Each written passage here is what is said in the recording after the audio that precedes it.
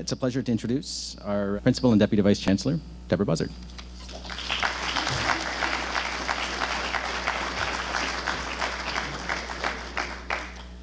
Thank you, Matthew, and welcome, everybody. Welcome to the beginning of what I know is going to be a very exciting new year for us.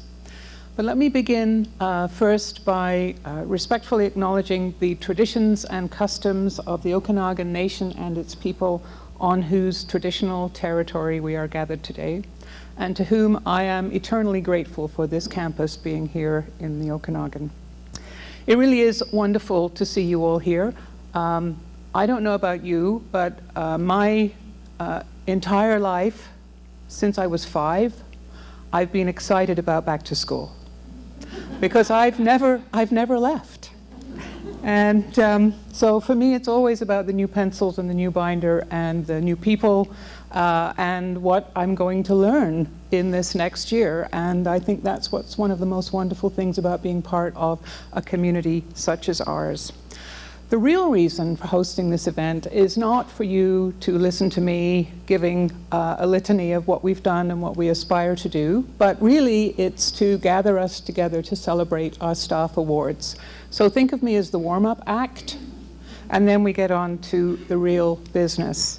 I hope you've had a good, relaxing summer, because we are going to sort of hit warp speed with our new president. And we are welcoming our largest class ever on this campus. So it is a very exciting and good time. And, make sure your seatbelt is done up, is what I would say. As I began to think about my remarks for this morning, I, of course, like any student would do, look back at past assignments. And I realized that I've had the privilege this will be the 3rd time I'm able to stand here and say I'm pleased to introduce a new president.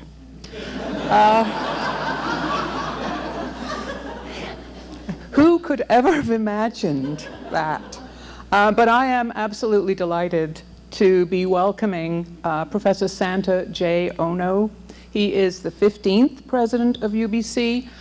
You've probably read a little bit about him. He's spent much of his career working in the United States, but as he has said, UBC offered him a once-in-a-lifetime to come back to his hometown, Vancouver, and to lead one of the world's truly great universities. He's a molecular biologist. He's a graduate of McGill, so actually we didn't quite overlap in our times at McGill, but we share a little background there. He worked at University College London, Johns Hopkins, and Emory, and most recently, of course, at the University of Cincinnati. His work has been mostly on the immune system, on eye inflammation, and age-related macular degeneration, which is a leading cause of blindness. So he's a true scholar who understands the connection between basic research and impact of his work, and he's absolutely dedicated to that fundamental mission. But he's also a very seasoned administrator. He has served as a president before at Cincinnati, and earlier there as provost and as senior VP for academic affairs. And before that, he was a senior vice provost and deputy to the provost at Emory University. So he really knows different university models and the administrative structures therein. Some of you had a chance to meet with him when he was briefly here on campus in June, when he was announced as the next president, but he'll be back next week for Create. And again, later this month and regularly thereafter, he'll be here in September for Senate, and he'll also be hosting a pit stop. So there will be plenty of opportunities to meet with him. You may have noticed he's active on social media, and I'm sure you're getting to know him through that, if you are tuned into it. And he is very much looking forward to getting into this community and meeting everybody that makes up the Okanagan campus here. One of his early priorities is to engage all of us in a visioning and planning process for the university at large. And I would say that we here are very well positioned to contribute to this, thanks to the really very inclusive processes, both of the Aspire process and our campus master planning exercises that we've done over the last few years. I think we have a strong sense of where we've come from, where we are now, and our aspirations and opportunities on this campus. And that's a terrific place to be starting from as we go into a conversation broadly at UBC about what we aspire to be. And you may have heard Santa, and I'm still getting used to working for Santa, as in, am I an elf? Perhaps. I'm a big elf, right? He has mentioned taking a great university from excellence to eminence. And I think that's actually a very clear and important statement. We are a great university, and a great university is fundamentally about a community of scholars. And all of those of us who work around that, be it in the cafeteria, on the grounds, or in the DVC's office, all of us are in support of that core, great, beautiful mission that involves the education of our students and the academic life of the mind and the academic contributions of our professors and instructors. And he is absolutely dedicated to that, and I know that we are absolutely ready to play. So I'd like to take a few minutes to talk about some of the things that have been going on in the past year and some that are coming up. And let me start with the core business, the academic business. So you may have heard of something called the ALT Fund. ALT is the Aspire Teaching and Learning Fund. It's an initiative out of the Provost's office, so kudos to Cynthia and to the team of deans who have put in place a fund to support transformation of student learning writ large at UBC Okanagan, but not just limited to our campus. In fact, increasing our capacity to play more broadly. So let me just tell you a couple of things that are being funded right now out of that project. The first is a re-envisioning of second-year biology classes around the idea of a flipped classroom, and I believe that one is happening across both campuses. So there's a really exciting example of changing the way we think about one of the largest groups of courses on this campus related to second-year biology. We're also working on project management training for our students. This is an incredibly useful skill that many of our students will find helpful when they go out into their first jobs. And something completely different, 3D imaging and rapid prototyping in undergraduate education. And that's something that actually works right across from engineering and materials science to fine arts and creative arts. So these are really interesting kinds of projects that are being funded. That will have an annual call for proposals. So those of you on the academic side of the house, remember that if you have ideas for transformation, there's a fund for it. A number of new programs have come into being or are about to be launched over the last year, and let me just list them off for you. The Bachelor of Media Studies, offered jointly by Creative and Critical and the Barber School. A new graduate program in medical physics, developed in partnership with the BC Cancer Agency. That's a very exciting program development. The new Bachelor of Management and Master of Management curriculums. The new Bachelor of Education.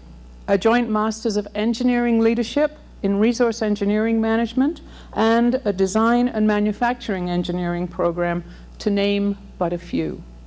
Now, for a relatively small campus of our size, that's an extraordinary amount of change and innovation and development that's happening. And it's coming out of that Aspire process, which grounded us in where we were and where we want to go. And so we're really seeing that now made real on the ground. But perhaps the most exciting and transformational development that our deans and faculties and our provosts have been working on for the past year has been to make a campus-wide co-op education program available to all and any students.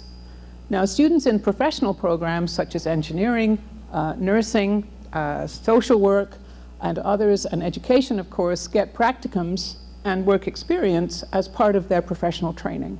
But this program will give any student the opportunity for paid, career-related work experience, and it will help them to develop the kind of soft skills that will be so important to them getting their first jobs and their successful launch into whatever area their career will take them. So really, I am absolutely delighted that with a lot of work that was pulled off, and it's really going to change the kind of programming that we can offer on our campus. And whilst I don't want to make comparisons negatively with other campuses, I will say that this makes us, I hate this phrase, somewhat unique. I'd like to say a little bit about enrollment. Now, some of you will know, many of you may know, that actually we have had concerns about student enrollment and effectively not using the seats that the government funds in the past 2 or 3 years. Part of that is because actually it's difficult to identify UBC Okanagan against the noise and the size of UBC Vancouver. So we need to work on our visibility in the outside world. So this fall, we'll be engaging on an initiative aimed to increase the awareness of our campus among the important people, prospective students, their parents, funders, and others. It's really essential. I mean, we are a great place. We offer an awesome experience. It's necessary to get the word out.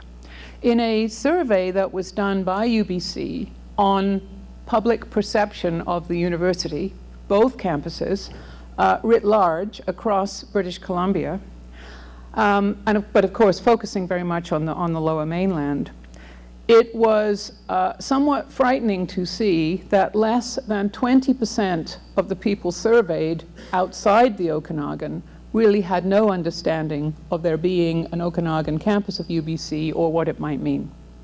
So clearly very much a recognition problem for us that really we have to deal with before we can successfully promote our programs to interested students.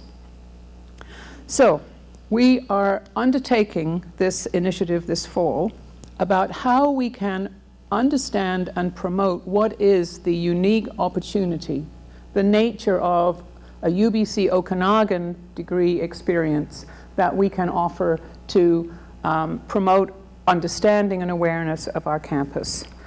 There will be a survey because your understanding of this campus is a critical piece of us understanding what we should be promoting. There will be a survey, you will see information about it. Please do take time to respond so that we can really get an understanding about how we see ourselves and what it is that we can offer to potential students and others. Our new president has reminded us in his introduction to the university that UBC already is a world-class institution. And research and scholarship are at the heart of any great university. Now, this is an area where we are making truly exceptional progress at this point, and I'd like to just highlight a couple of things which have caught my eye. We have in Canada what are called the tri-councils, the funding agencies that support basic scholarship and research in the humanities, social sciences, medicine, health, engineering, and science. One of these is called SSHRC. The SSHRC people in the room will know this agency. Over the last 5 years, nationally, success rates have been going down. They are rocketing up on this campus, and this year, our campus success rate beat the national average and beat the other campus. 2 important indicators, right?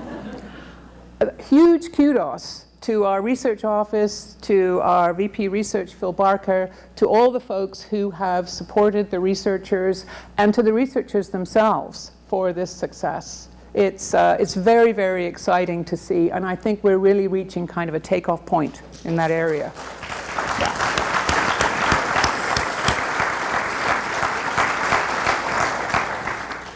And those of you who follow us in the media, on Twitter, wherever, will see that we're actually getting global attention for some of the scholarship and the work that's coming out from here, be it marijuana breathalyzers, understanding psychopaths. There are a whole range of things that we are becoming known for. Yeah, perhaps not the best examples. But we're an exciting, edgy kind of campus, right? That's what we want, yeah. Let me also talk a little bit about some other large-scale things that we're working on. We have some really big projects in the work. I'll talk a little bit about one a bit later on, but we have several very large applications out for Canada Foundation for Innovation grants, as well as some other large infrastructure projects. Stay tuned, because I think that we have really positive feelings about where we're going with this. So, as with enrollment, we're looking to build on the current momentum we have. And Phil Barker, our VP Research, is leading an initiative, and we're working through it at various committees and with the deans. It will roll out with the faculties this semester around a strategy to support research and innovation on campus. There are many ways that we are hoping to be able to support even greater success and increased capacity, and we're prioritizing the concept of research facilitation and grant application support, and looking to acquire the kinds of research infrastructure that we know that our scholars and researchers need. Some of you may be aware that Phil wears two hats. In addition to his vice principal role here, he's also an associate vice president for research for the whole UBC system. And in that regard, he has responsibility for developing the university's innovation strategy, under which he is, for example, looking to expand the E at UBC program across the whole university system. Now, the word innovation is being bandied about a lot. The federal government are talking about innovation strategy. The province wants innovation. We talk about innovation funds, etc. Just to be clear, what we mean in this regard is the translation of ideas, work, outcomes that comes from the basic work that we do across the disciplines that lead to new ideas, new ways of doing things, new technologies, new opportunities that improve social and economic well-being in Canada and around the world. So the outcomes might be new inventions. People tend to think of a new widget or an app as innovation. But it might just as easily be a new approach to delivering healthcare to remote Aboriginal communities that meets the standards that we expect in Canada today. And that truly would be an important innovation. So there are many, many flavors that this takes. It's not just about computer apps or widgets or company formation, although those are important. As part of what we're thinking about here in the Okanagan to help us in that piece of our mission, and UBC does have a very important outward face, which is that we are working to improve economic and social well-being globally. You may remember, as part of our campus planning exercise, that we identified a space which we labeled an innovation precinct. And this is a space, it's approximately 30 acres of land. It's the piece which sort of bridges between us and the airport business park. That's UBC land. And we have allocated this for future use for basic and applied research, innovation facilities, and potentially co-location of partners who we work with towards our innovation agenda. Earlier this summer, we signed a memorandum of understanding with an aerospace company based in Delta, BC, which is called Avcor Industries. They are part of the Boeing supply chain that builds airplanes. We have agreed to work together to create a facility that we're calling a learning factory for advanced composites. This learning factory will provide faculty members, researchers, and students from both campuses at UBC opportunities to undertake research related to advanced materials, aviation technologies, and manufacturing. And that doesn't just mean engineers. It means computer scientists, it means business students, it means behavioral psychology students. There are many, many areas of study on this campus that will find this facility very useful. It will be a first in Canada. It will integrate advanced manufacturing with learning and research, very similar in concept to the idea of a teaching hospital, where you can directly translate from your questions and the issues you're dealing with, and you can try it in a real production environment.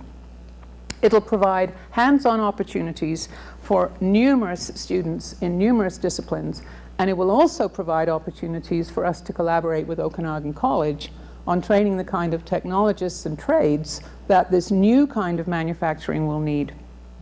This learning factory is a really clear expression of the kind of open-minded new thinking that we can show on this campus that comes directly out of our Aspire process and what we can aspire to be innovative, interdisciplinary, and to have impact on our community here locally and also globally in thinking about new manufacturing technologies.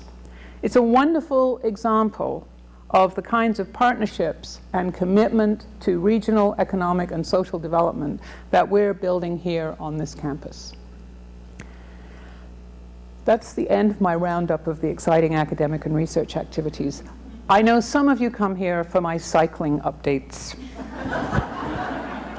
And so let me turn to what really should be the basis of these conversations and give you an update on what's happening in the transportation access area.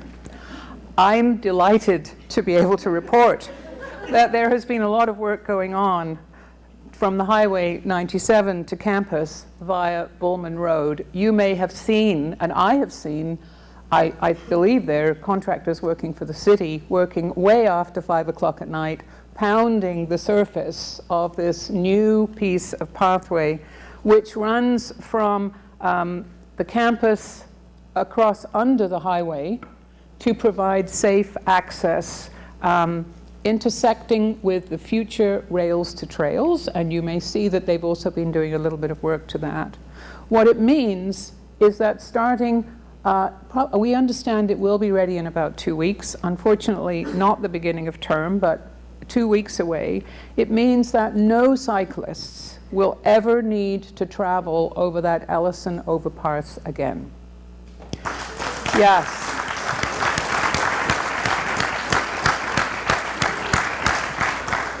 It's been a really long time coming. That's just one small piece of what's in the works. A permanent and complete bypass of the Highway 97 will actually become available for cyclists, and it will be a wonderful alternative route when the Rail to Trails project is completed along the old CN corridor. And at this stage, they've removed the rails, and it's beginning to look as if it could become a multi-use pathway. It's going to connect from downtown Kelowna all the way to Coldstream via the airport. It's an extraordinary facility that I think will really change how people in the Okanagan think about getting around the city on bikes, or even getting from Vernon to here on a bike. And the fact that it follows along the edge of the lake means that the grades are suitable for people like me. So that's a very exciting piece. Now, you may be aware that it is now in a full fundraising phase, and we absolutely understand the importance of this project for our community. So we immediately committed as they opened the fundraising, we committed an initial donation of $5,000 from the campus, which was matched by an anonymous donor. So effectively, we've added $10,000 to this project, which will pay for 62 meters. Yeah. So it's a start. The entire trail is 50 kilometers, so those of you who are in the math department are busy working out how much more we need. We will be very actively continuing to play a role in supporting that project because it is so important and we see it as a huge benefit to us. And I know that our cycling advocates are going to themselves be very active, and we will support in any way we can to organize fundraising, to have challenges, whatever it may be, to help support and raise the funds that we need to get this trail done quickly. The city is very, very keen that this would be completed quickly. The Rail to Trails project actually segues into another area of our interest, and that is the idea of a healthy campus. Clearly, people cycling to work would definitely contribute to well-being. And you know that well-being is an important focus for this campus.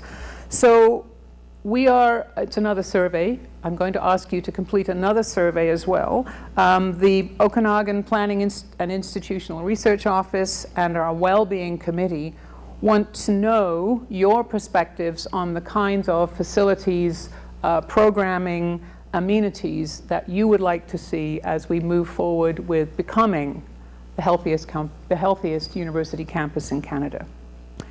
And I should say that we're also very actively working to improve mental health support across the campus, and particularly for students, all students, but focusing also on the international students' needs and Aboriginal students. Now, you may have noticed a wonderful new addition to our courtyard. You can't really miss it. As I walked onto the campus this morning, I just had to stop and take a photo of it because it is such a beautiful addition. It is an installation that draws from the inspiration of the Tullamat lodges that are the traditional summer homes of the Okanagans. And these are story poles telling stories of the history of the Okanagan Nation tribes. The artist is Les Louis, and he has built this to represent the traditional summer lifestyle of the Silks people. And he's telling the stories using pictographic symbols. The creation of this piece of art and its installation were funded by a grant from the UBC Centennial Campaign. So this effectively is a celebration of UBC's centennial and our 10-year partnership with the Okanagan Nation. I think it adds a wonderful visual representation of that traditional Indigenous culture. It's very Okanagan. And I know that Adrian Vidan, the Director of Aboriginal Programs and Services, and others are working to organize an event to celebrate and officially, it's hard to unveil something like that, but to officially recognize this piece of art later this month. So there's something that I hope to see you all at, and do watch out for more information on that. So to wrap up my remarks, I'm very positive about the direction that the campus is going in. I'm so impressed by the developments that have taken place over the past year. I thank you all for all of your contributions. They are all critical to our success. Every single one of us plays a vital role in this organization. And I'm very much looking forward to the excitement and the energy that our new president will add to our community. Now, I do see a few faces I don't know, and I suspect that there are some of our new colleagues here today. So if you are new to our Okanagan campus, would you please stand so that we can recognize you?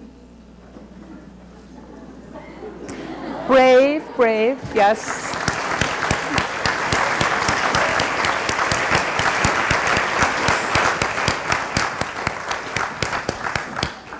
So it's lovely. I look forward to getting to know you all.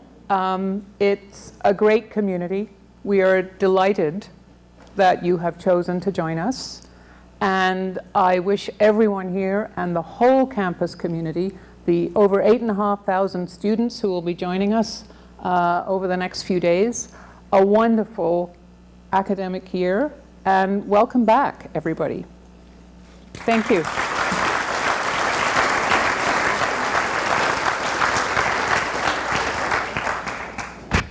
Thank you, Deborah. And it has occurred to me that in my excitement to introduce someone who needs no introduction, I was remiss in introducing someone who probably does. While I've met many of you in the room, my name is Matthew Grant, and I'm the Associate Director of Public Affairs. And if I haven't met you, you may know me by such news releases as marijuana breathalyzers and psychopaths. Yes, we are indeed edgy. If you do have some questions, I believe Rosemary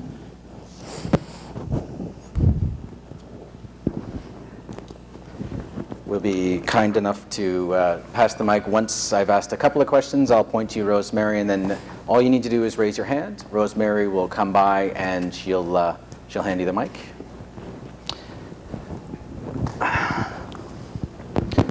So, probably a new type of question for you, Deborah, but I'm really excited about the Bowman Road. I think everyone here is really excited about Bowman Road. What can you tell me about John Hindle Drive?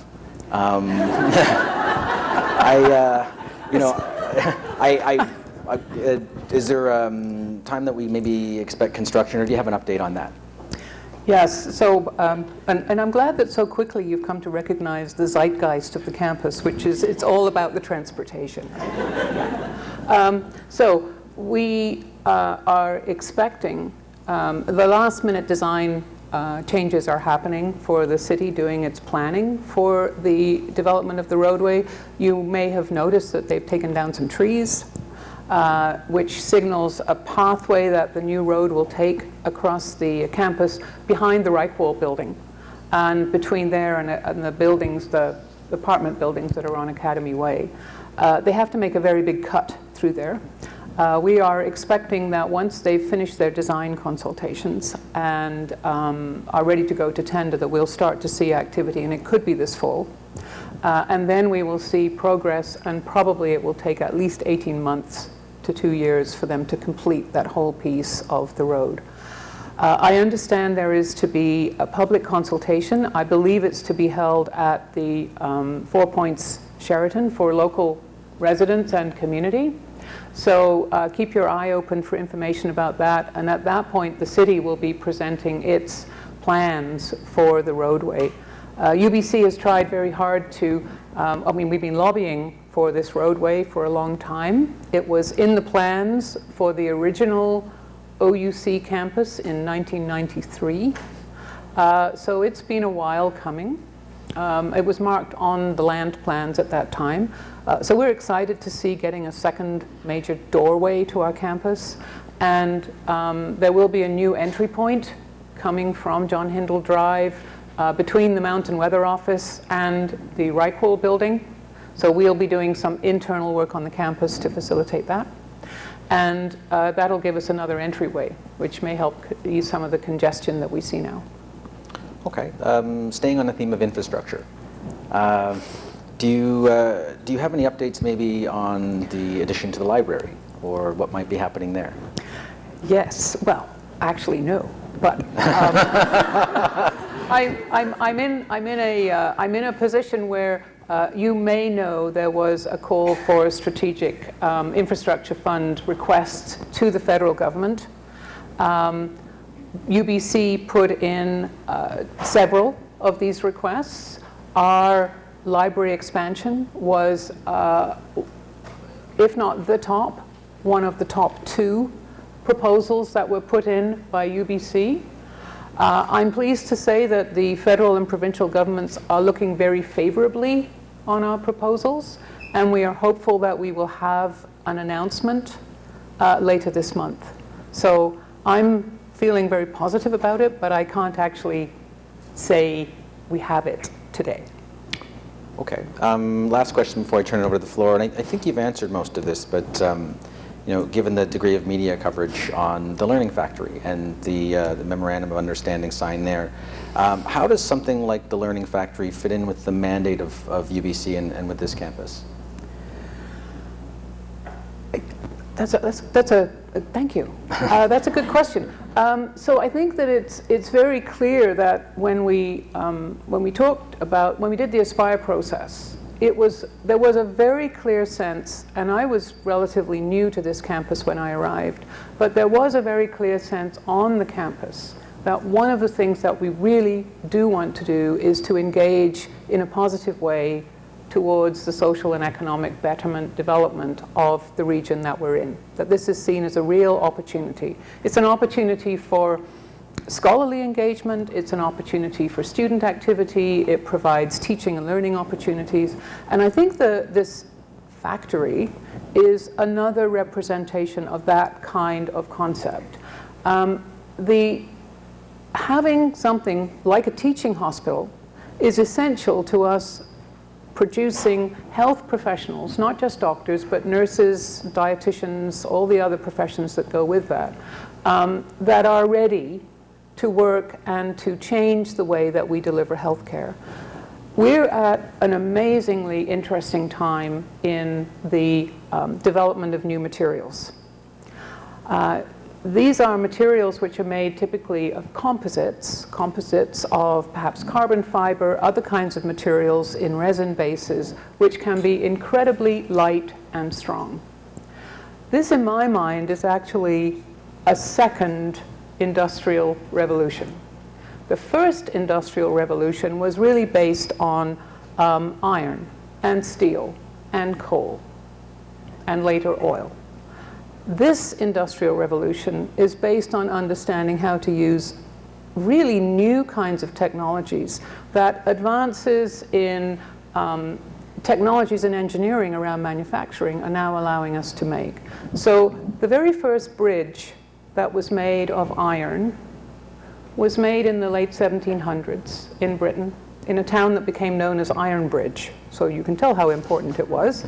It is not quite 100 feet long. That is less than half the wingspan of a 787. My guess is that that bridge weighs almost as much as a 787. And it's the 787 which is a really interesting piece, because if we can think about making, for example, mass transportation incredibly light and fuel efficient, and use renewable kinds of materials and technologies, then we're starting to think of a whole other kind of industry. And why not us take the lead?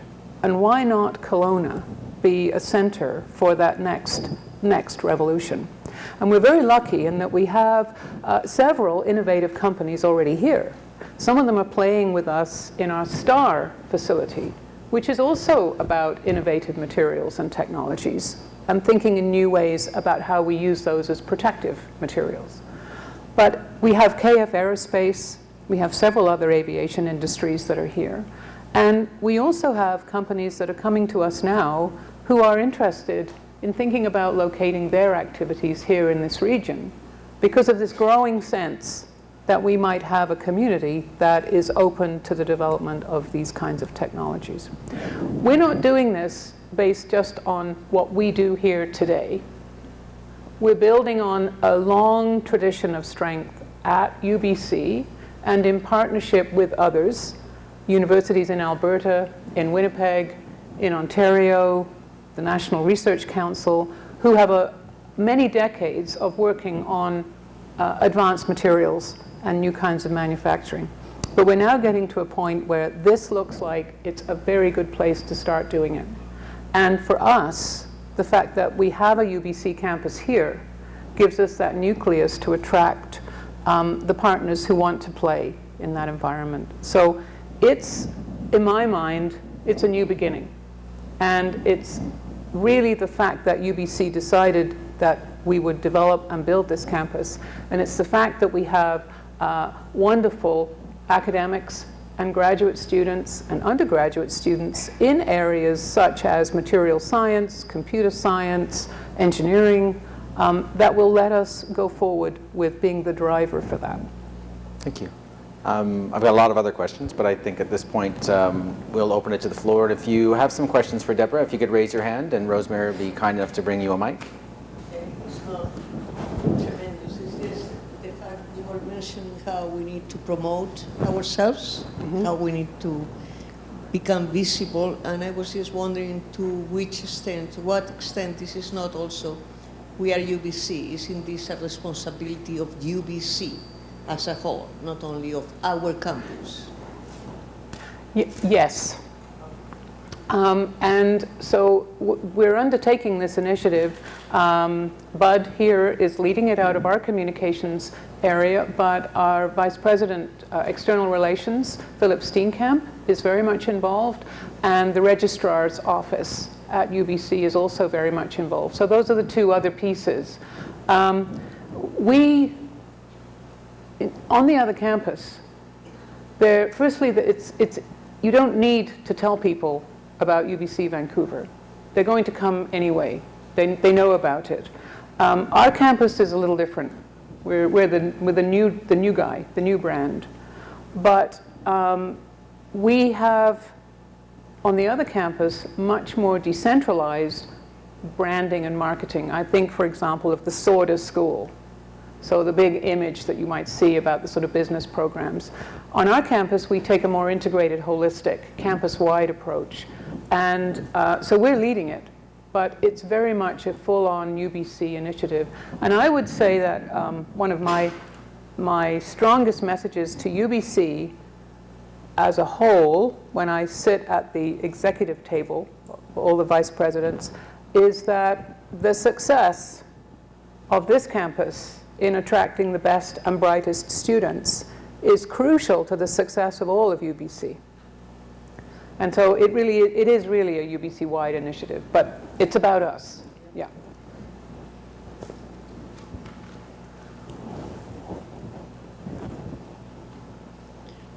Well, hi everybody. I'm Paul Gabias from Psychology. I never seem to come to these events with having nothing to say, so. Deborah, I'm really pleased about your mentioning E at UBC. I'm on their email list. All kinds of activities are happening relating to that in Vancouver.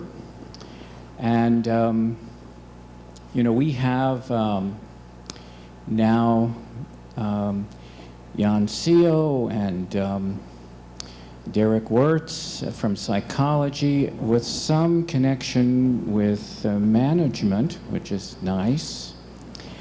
But I'd like to say that, you know, there are people here who do teaching and research and service, and then some people do more teaching and service and less research.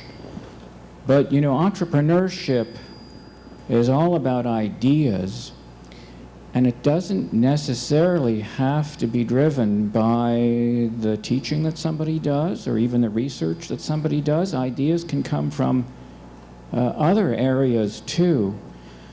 So I would hope that we would be able to take every opportunity that we can to stimulate entrepreneurship here in the Okanagan and here with our students and faculty, because it's the wave of the future. We have to learn how to do things in new ways with the diverse challenges that we have. So in short, I'm really happy that you mentioned E at UBC, and I hope we can really expand it. So thank you. Thank you, Paul. And one of the things that I didn't mention is another program which is going to be forthcoming, which is called Enterprise, which is based on this campus, and it's going to, I think, articulate very well with the E at UBC program.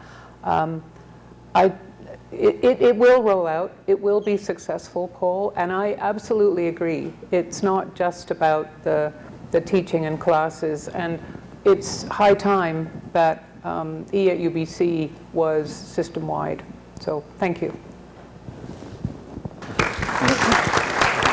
Thank you, Deborah. Thank you very much, Deborah. So at this point, we will turn things over to Ms. Pauline Brandis. Thank you and good morning, everyone. Wow, standing room only, so this is great. There still are some seats up front, though, if you wish to come forward and have a seat. So, for those of you who don't know me, I'm Pauline Brandis, Director of HR for this campus. And it's my pleasure this morning to have a part in the presentation of the Staff Awards of Excellence. Before we move into that, I do want to make a declaration. As the Director of HR, I normally sit on that committee, but I did recuse myself this year, and that's important to know because there were several nominations from within the HR team. And so I had no part in the deliberations of the committee this year, and I thank those who did serve on the committee. It takes time to review all of the nominations and make some hard decisions, so thank you to that group.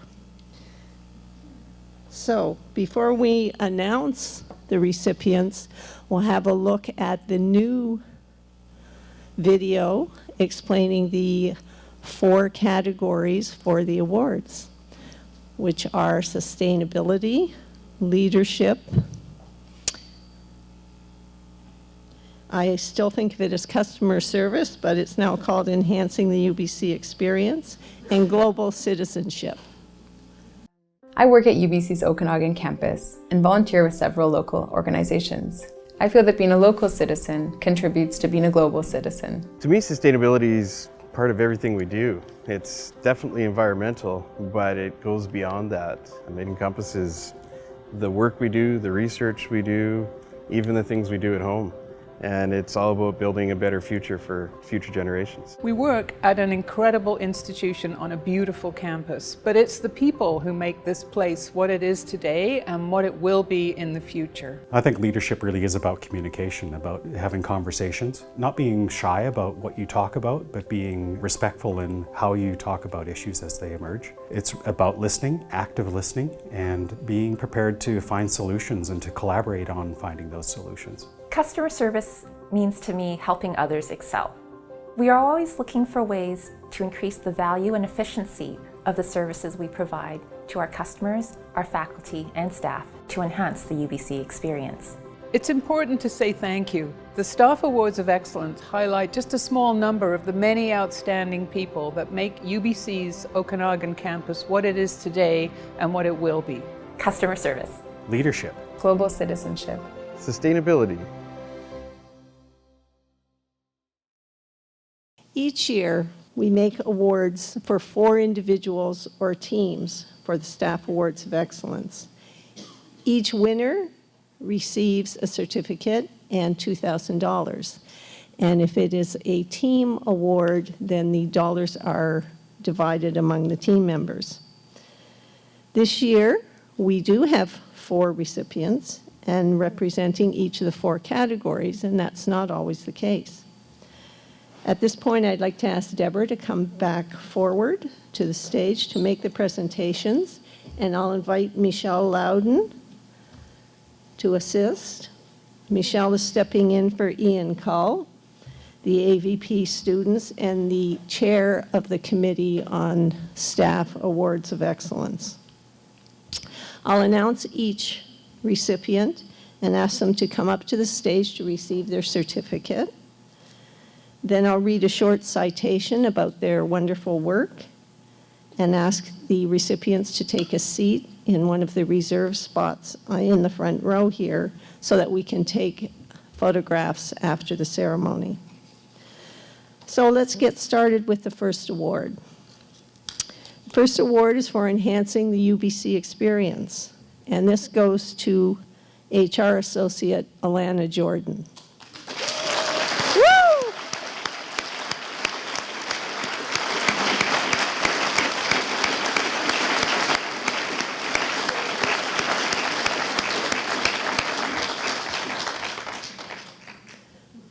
has enhanced the UBC experience in many ways. She's a role model to others by learning new skills and taking on additional responsibilities without hesitation. By building respectful relationships with faculty, staff, students, and campus guests, and by adding value to the relocation and immigration process for new faculty and staff. In nominating Alana for this award, Jackie Ivins, our administrative assistant, highlighted a situation in which one of the HR members became suddenly and seriously ill. Without any prompting, Alana stepped up, picked up a large part of that workload, and without hesitation, carried it forward, while continuing to provide a high level of customer service to her fellow team members, faculty, staff, and students. Alana shows a willingness to tackle difficult tasks and to quickly say, "Let me see what I can find out." She'll return with a solution and demonstrate strong problem-solving skills and commitment to exceptional service. Alana plays a key role in assisting in the recruitment of international staff and faculty. She provides advice through the process, helping individuals and families navigate what can be a very difficult Canadian immigration system. She's built relationships that enhance her ability to serve new employees before they arrive. Most recently, she provided quick assistance to a new faculty member when their work visa was denied at the border. Alana always goes above and beyond, providing exceptional service in a prompt, proactive, and respectful way. Congratulations, Alana.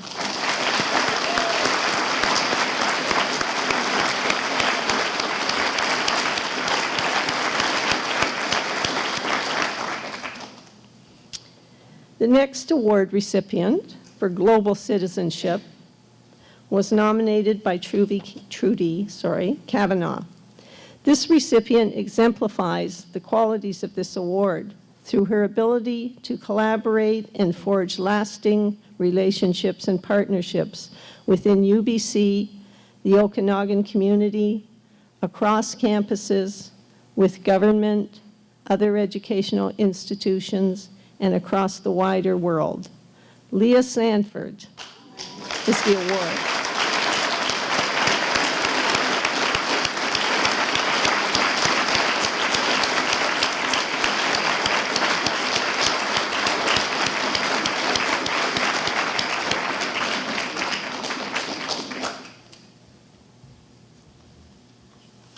Lea is Manager of International Program and Services in Student Development and Advising. In addition to that role, she is responsible for developing the English Foundations program for students and sits on several committees off campus, such as the Central Okanagan Foundation Committee, the Central Okanagan Immigration Partnership Committee, and she also serves as a student community liaison with Kelowna Rotary. As a volunteer herself, Lea knows the benefit of giving back and inviting students to get involved. At times, students find themselves seeking a purpose, a mentor, and a guide who can help them to realize their potential personally, academically, and in the wider world. Lea will often reach out to students, offer them the opportunity to be involved in volunteer work that inspires them while mentoring them through their self-learning process as a new student. Lea is skilled in developing solutions for the varied challenges international students may face at university. She's a team player, and her abilities and knowledge enable our campus to provide a world-class, welcoming environment for our international students. Congratulations, Lea.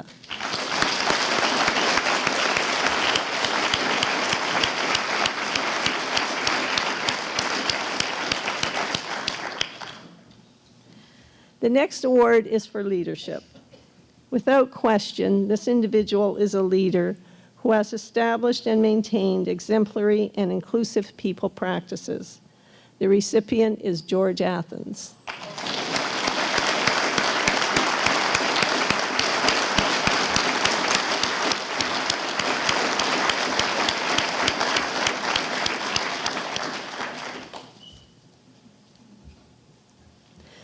George is a leader, a mentor, and as the HR and faculty relations manager on our campus, he has positively influenced others to build consensus and action around department, unit, or organizational goals.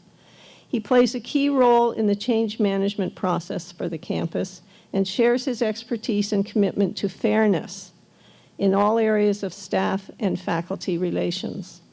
He constantly demonstrates his ability to meet people where they are and to support their learning as a coach, mentor, and guide. George was nominated by Andrew Irvine, professor and head of the Economics, Philosophy, and Political Science unit in the Barber School. Andrew said, "George's contributions have been essential to the development of an outstanding work environment for people here at UBC's Okanagan campus. With respect, dedication, professionalism, and his touch of humor, George approaches issues proactively and always keeps in mind how an action or decision will affect those involved now and in the future.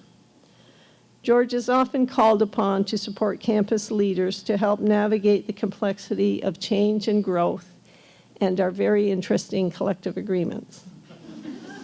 Having a deep and broad understanding of each of the employee groups, George acts as an invaluable guide. His attention to detail, his expertise, excellent judgment, and wise counsel demonstrate how truly deserving George is in receiving the Staff Award of Excellence in Leadership.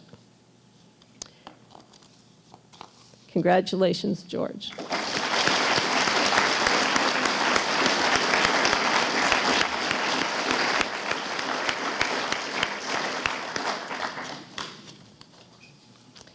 Our final category is sustainability. The recipient of this award models her commitment, personal passion, and enthusiasm in every way possible in both her professional role and her personal life. Cherie Michaels.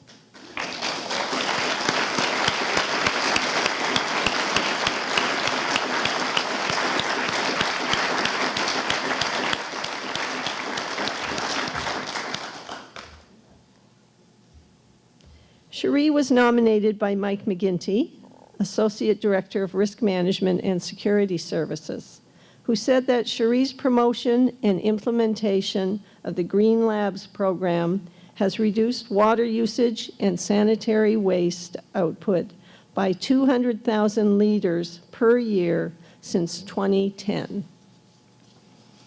Cherie provides,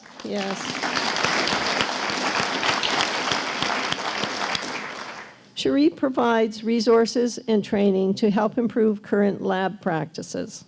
This includes a lunch and learn program she created called Sort It Out, to teach staff and faculty about the proper sorting of recyclable lab waste products and energy reduction strategies.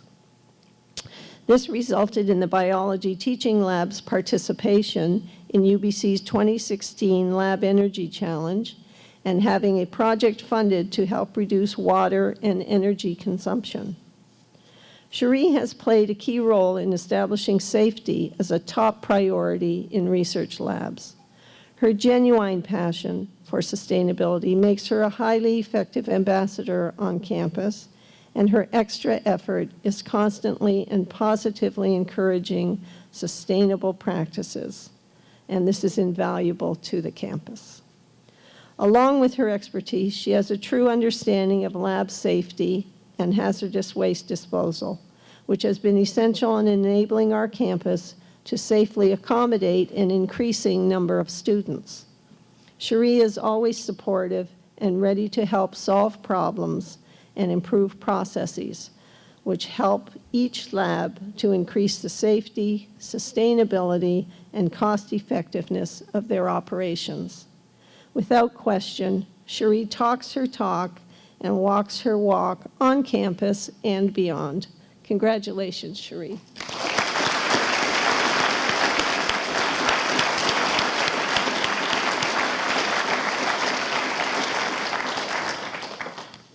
So this wraps our program for this morning, but we will keep hoping that that sun's going to peek out and that we will see you all at the Welcome Back Barbecue and Information Fair starting at 11:30 in the University Commons.